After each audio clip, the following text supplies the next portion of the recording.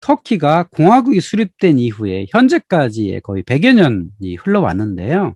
그 사이를 한마디로 정의를 해보면 이렇습니다. 터키의 헌정사는 군부와 이슬람주의의 대립이다. 아타투르크가 만든 군부 체제 국가가 사실은 터키가 만든 공화국이에요. 근데 이 군부가 사실상 독재를 해온 셈이거든요. 그러니까 거기에 대한 독재에 반대하는 목소리들이 끊임없이 있게 마련이잖아요. 그러니까 그때마다 군부가 개입을 해가지고 쿠데타를 일으켰습니다.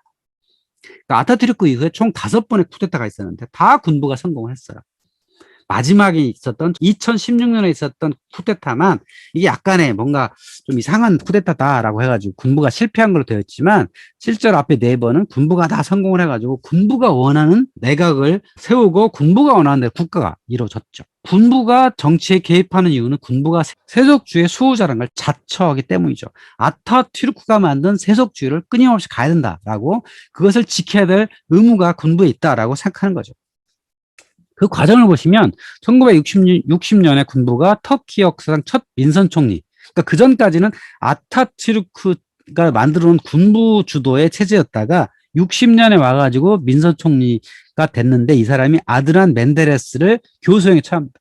그리고 71년이 되면 이슬람주의 정당인 국가질서당을 해산하고요. 80년이 되면 제도권 정치 혼란 명목으로 모든 정당을 강제 해산하고 97년이 되면 공화국 역사상 첫 이슬람주의자 총리인 네흐메틴 아르바칸을 총리직에 해임한다. 2016년의 군부는 레제프 타이프 에르도안 대통령을 실각시키는 시도를 했다. 자, 그런데 사실 터키의 이슬람주의는 과격하지 않았습니다. 오늘날의 사우디아라비아나 이란에서 추구하는 이슬람주의만큼 이슬람주의를 주장하는 사람들의 목소리가 그렇게 크지 않았다는 거죠. 워낙 세속주의가 강력하다 보니까 이거를 이겨고 나갈 만큼 큰 목소리를 내지 못했던 거죠. 그리고 멘데레스라고 하는 사람이 주장했던 그런 이슬람화 이것도 사실 그렇게 큰 게 아니고 하루에 5번 기도를 하잖아요. 그 기도 시간 알려주는 게 그 아잔이에요. 여기 사진에서 보시면 미나레트라고 하는 탑 위에 사람이 올라가가지고 기도 시간 알려줘요. 근데 원래 이제 이슬람 국가에서는 이걸 아랍어로 하게 돼 있는데 아타투르크가 이거를 터키어로 해라라고 했어요. 그러다 보니까 계속 뭔가 좀 우리 이상하다. 아랍어로 바꾸자라는 목소리 있었나 보죠. 그럴 때 이제 멘데레스가 이거를 아랍어로 바꿨어요. 그랬더니 이제 군부에서 그걸 반발해가지고 권력을 뺏은 거죠. 또 하나는 세속주의 아래 강제 폐쇄된 수많은 모스크들을 다시 열어준 거. 모스크들을 많이 폐쇄시켰으니까 이런 것들을 좀 다시 오픈하자라고 했다는 거죠. 그러니까 이슬람 극단주의라 할 만한 것은 별로 아니었다. 그러니까 그만큼 터키의 이슬람주의는 과격하지 않았다. 다만 거의 98% 정도의 국민이 무슬림일 정도로 터키인에게 이슬람은 너무 중요했을 뿐이다. 라고 하는 거죠. 끊임없이 뭔가 이슬람을 보호하고 이슬람과 함께하고자 하는 터키인의 열망이 계속 있었는데 그거를 군부가 지속적으로 눌렀던 그런 약간 과업 같은 거라고 할 수 있죠. 자, 그런데 이때 등장한 사람이 있습니다. 에르도안이란 사람이에요. 원래 등장하기를 세속주의 정치인으로 등장을 했고요. 물론 지금도 세속주의 정치인인 건 분명한데 뭔가 좀 변화가 있어요. 이슬람주의자로 가려고 하는 거 아닌가? 라고 하는 모습이 보입니다. 이 사람은 간단하게 보면 94년부터 4년간 이스탄불의 시장직을 지내며 정계에 데뷔해요. 이때 성과를 꽤 내요. 그러면서 인기를 막 얻습니다. 2003년에는 총리를 시작을 합니다. 2011년에는 세속주의 정당 장교들을 숙청을 하고요. 2016년에 친위 쿠데타를 해요. 여러분도 아마 소식을 들어보셨을 거예요. 이 쿠데타가 좀 되게 엉성했어요. 그 전에 쿠데타는 군부가 강력하게 해가지고 이런 에르도안 같은 정치인들을 몰아내고 새로운 군부가 정권을 잡았을 텐데 이때는 어설픈 쿠데타여가지고 바로 진압이 됩니다. 그래서 이때 뭔가 있는 게 아니냐라고 하는 이제 썰이 돌 정도였죠. 뭐 어쨌든 그동안에 군부가 세운 세속주의 정당들이 그렇게 정치를 잘하지 못했어요. 그러다 보니까 이 국민들 사이에 군부에 대한 거부감이 꽤 컸던 거죠.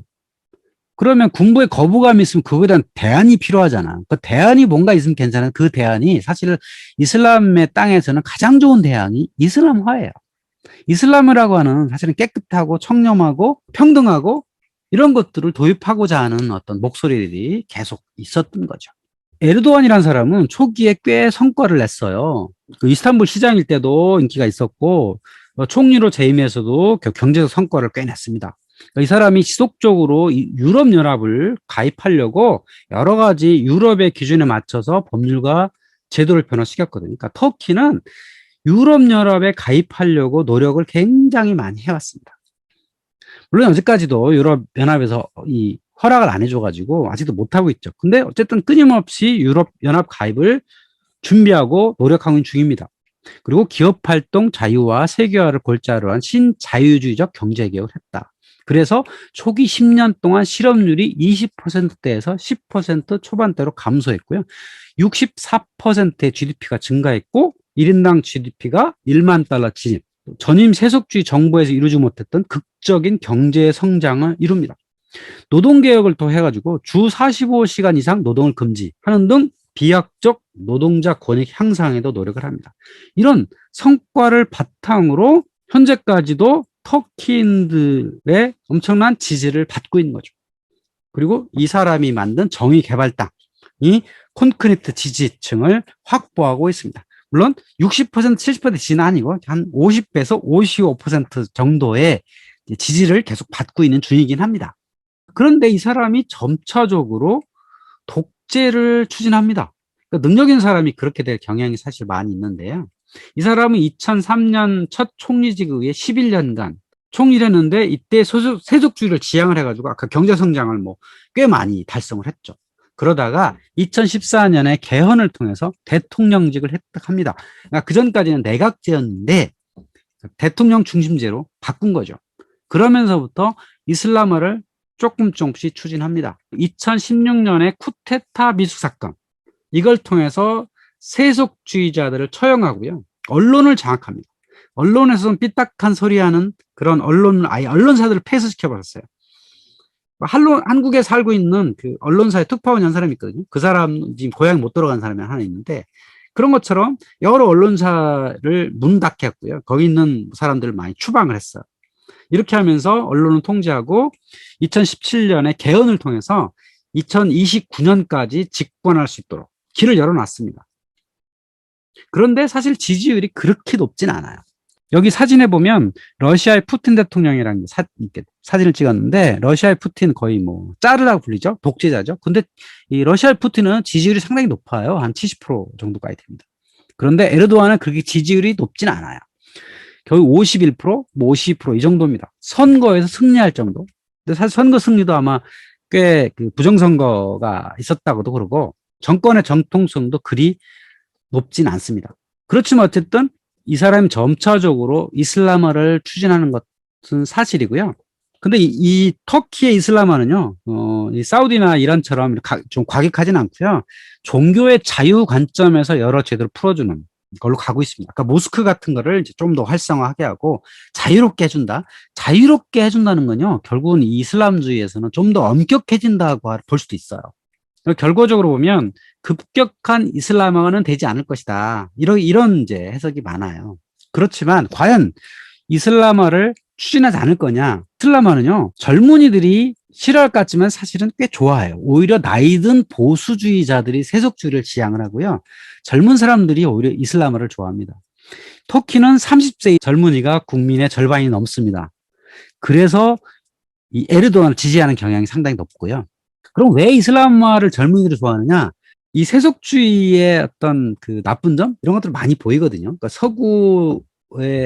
서구와의 물결이라는 게 반드시 좋은 것만은 아니거든요. 또 빈부격차가 상당히 커지고 특정 사람들이 이익을 많이 가져가고 경제 성장이라는 것이 뭐 재벌 사람들이 많이 가져가고 또 이쪽에 석유에 관련된 사람들이 많이 가져가고 이런 것들이 있기 때문에 그런 거에 이제 반대급부로 이슬람은 잘 평등한 걸 추구하잖아요. 그러니까 노동자를 사실은 이슬람에서도 그 보호를 많이 하려고 하거든요. 이슬람이라는 게 원래 무함마드가 이 상인 출신해가지고 상업 내지는 경제에 대해서는 이 자유경제를 추구하거든요. 그러니까 이슬람화가 꼭 그 반자유주의하고 이게 그 좀 상대적인 개념은 아니란 말이에요. 그래서 이런 이슬람화의 목소리도 꽤 내부에서 없지 않다. 그리고 이제 요 에르도안이 추진하고 있는 전략 프로젝트가 있어요. 이 이스탄불 운하라고 하는 건데요. 지금 보스포러스 해협이 흑해와 에게해를 연결하는 굉장히 중요한 운하잖아요. 지도에서 보시면 이스탄불 지나서 저 흑해까지 들어가는 수로가 있어요. 그 수로가 이 국제적으로 굉장히 주요한 수로예요. 왜냐하면 흑해 지역에 위에 러시아가 있고 우크라이나 있고 또 불가리아도 있고 조지아도 있고 여러 나라들이 지금 지중해를 가려면 이 보스포러스 해협을 통과하지 않으면 지중해를 갈 수가 없거든요. 물론 지금 이 바다는 터키의 영해이긴 해도 이 수로 자체는 공동 수로이기도 해요. 이 공동 수로라는 걸 언제 천명을 했냐면 1936년에 스위스 몽트르에서 몽트레 협약이 맺어졌어요. 이 협약에 의해서 이 수로는 국제 간의 공통 수로로 확실하게 정의되었습니다. 근데 이 정의된 몽트레 협약의 내용이 뭐냐면 이 수로를 국제적으로 자유롭게 사용하자. 그 대신 흑해 연안국은 자유통행이다. 경제적인 면에서는, 그러니까 상선은 언제든 자유통행이다. 근데 이 군사적인 면에서는 이 흑해 연안국은 자유롭게 이 보스포러스 해협을 통해서 지중해를 갈 수가 있어요. 근데 영국이나 프랑스 같은 외부 세력들은 이 흑해 안으로 들어올 수가 없어요. 들어올 수 있지만 21일 이상은 머물 수가 없어요. 그러니까 잠깐 들어와야 되고 또 일정 규모 이상 군함은 들어올 수가 없어요. 그러니까 이렇게 한계를 둔 거죠. 그래서 요 수로를 공통수로를 만들었는데 이 에르도안은 이걸 무력화시킬 생각을 갖고 있는 거예요. 어떻게? 여기 계해군하라고 하는 코스가 있잖아요. 새로운 길을 뚫어가지고 여기 길을 내겠다는 거예요. 그리고 지금 보스포러스 해협이 생각보다 넓지가 않아요. 지금 말하자면 트래픽이 있는 거예요. 트래픽 잼이 있는 거예요. 그래서 여기에 너무 많은 배들이 다니다 보니까 통행량이 좀 문제가 있고, 그리고 이 에르도안 입장에서는 이 수로가 공동수역인데 이집트의 수에즈 운하처럼 무슨 통행료를 받는 것도 아니에요. 자기네들이 관리는 하지만 통행료도 못 받지. 그러니까 몽트레 협약에 의해서 공동수로여야 되지. 그러니까 여러 가지 제한이 있는 거예요. 그래서 아예 운하를 자기가 파가지고 자기네가 여기를 수에즈 운하처럼 돈을 받겠다. 이렇게 이제 계획을 세운 거죠. 문제는 돈이 없죠. 터키가 뭐 돈 있는 나라가 아니어가지고 이거를 중국에서 해주겠다. 뭐 이런 썰도 사실 있어요. 물론 중국에서 BOT 방식으로 그래가지고 돈을 다 내고 건설도 다 하고 여기 이제 통행료 받아가지고 이 건설비를 충당하는 이런 방식으로 추진하겠다라고 하는데 이게 이제 쉽진 않죠. 러시아 걸려 있고 뭐 미국, 영국, 프랑스 가만히 있겠어요.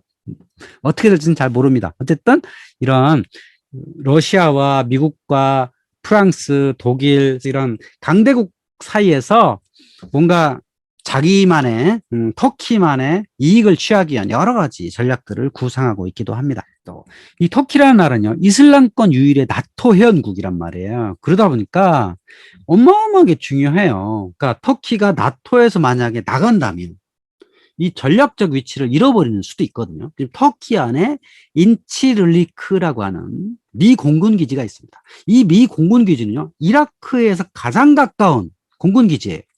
그러니까 이라크를 만약에 이라크에 내전이 있을 시에 이 인치를리크에서 폭격을 나가기도 그랬거든요. 또 인치를리크 이 공군 기지에 핵탄두가 꽤 많이 보유하고 있다라고 하는 썰도 있어요.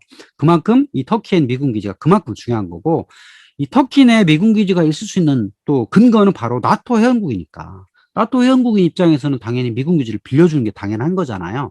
그러다 보니까 지금 현재 뭔가 정치 환경이 이렇게 바뀌고 있는 시절에 에르도안 이 대통령이 뭔가 다른 꿍꿍이를 계속 이제 하고 있어요. 지금까지 물론 미국에 딱 붙어가지고 나토 회원국으로서 서구와 함께 왔는데 이 에르도안이 원하는 터키는 미국, 러시아, 유럽 등 강국 속에서 뭔가 캐스팅 보트를 딱 지고 과거의 오스만 제국의 영광을 되찾는 것. 이게 아닐까 이렇게 보입니다. 그게 더 이익일 것이다 라고 이제 보는 거죠. 자, 문제는 경제입니다. 경제가 다 잘 되면 모든 게 다 용서가 되는 게 사실은 정치죠. 그 어떤 좋은 정책도 경제가 무너지면 답이 없는 거죠.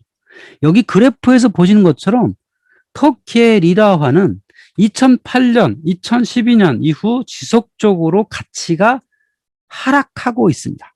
리라화가 하락한다는 건 뭐예요? 그러니까 수입 물가가 계속 높아지는 거죠. 그러지 않아도 터키는 제조업 기반이 약해요. 제조업 기반이 강하다면 리라화가 낮아지면 수출이 잘 될 거 아니에요. 그럼 좋을 텐데 제조업 기반이 약하다 보니까 웬만한 공산품을 다 수입해야 돼요. 이러니까는 이런 리라화가 이렇게 지나치게 떨어지는 건 우리나라가 IMF 때 이런 환율이 어마어마하게 올라가가지고 원화가 떨어져가지고 상당히 문제가 되잖아요. 이런 것처럼 터키가 지금 그런 지경에 처해 있어요. 그리고 지나친 관광업에 의존. 그런데 다 관광도 개발되지 않았죠. 또 정치 불안, 또 외채가 지속적으로 증가하죠. 그러니까 달러 외채 같은 경우는 이렇게 달러 가치가 계속 올라가면 외채가 자연스럽게 올라가는 거잖아요. 이러다 보니까 정치 불안이 있을 수밖에 없고 국민들의 불만이 있을 수밖에 없죠. 이대로 가면 유럽연합을 들어갈 수가 전혀 없을 텐데 이런 식으로 러시아와 미국 사이에서 왔다 갔다 하면 당연히 유럽연합 좋아할 리가 없잖아요. 그러니까 유럽연합 안 할 건지 나토에서 빠질 건지 또 이슬람화가 가속되면 미국에서 좋아하지 않을 거거든요. 분명히 제재를 들어갈 건데 그렇게 되면 경제가 더 나빠질 거란 말이죠. 그래서 지금까지 있었던 그런 콘크리트 지지층이 한순간에도 무너질 수 있다. 그리고 2029년까지 에르도안이 독재 체제로 유지를 할 건데 앞으로도 7, 8년 남았는데 이대로 이렇게 경제를 망가뜨리면 에르도안이 물러나는 이후에 터키가 어떻게 될 건지 그게 참 궁금해지기도 합니다. 터키는 놀러 가기 좋은 곳인데 이렇게 리더가 떨어졌기 때문에 예, 내년 이후에 기회가 되면 예, 터키 관광을 더 많이 해보고 싶기도 합니다.